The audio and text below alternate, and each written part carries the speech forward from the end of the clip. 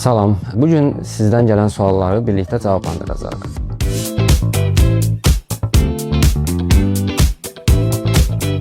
Freelance olaraq işləmək üçün biz ilk öncə proqramlaşdırma üzrə təməl biliklərimizi möhkəmləndirməliyik. Həmçinin bu üzrə çoxlu layihələr işləməliyik. Əlavə olaraq da xarici dil biliklərimizi də mütləq şəkildə inkişaf etdirməliyik.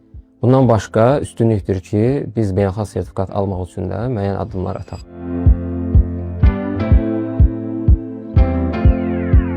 Xarici şirkətlər üçün beynəlxalq sertifikat alan proqramçılar bir addım öndə hesab olunurlar. Çünki onların bilikləri dünya səviyyəsində artıq təsdiqlənmiş olur. Yəni onlar nəyisə bilirəm yox, artıq nəyisə sübut etmişəm deyə bilirlər.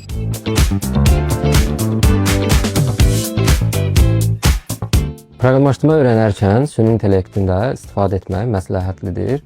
Biz süni intellekt istifadə edərək proqramlaşdırma öyrəndiyimiz zaman müəyyən qədər vaxtımıza qənaət etmiş olacaq. Həmçinin müəyyən məlumatların tapılmasına daha az vaxt itirə bilərik. Amma süni intellekt istifadə etmək o demək deyil ki, biz bütün işlərimizi ancaq ona tapşıracağıq və ancaq onu istifadə edəcəyik. Əlbəttə ki, süni intellekt istifadə edərək müəyyən qədər işlər görsək də, amma nəzarət daim bizdə olmalıdır. Yəni nəzarəti süni intellektə vermək olmaz.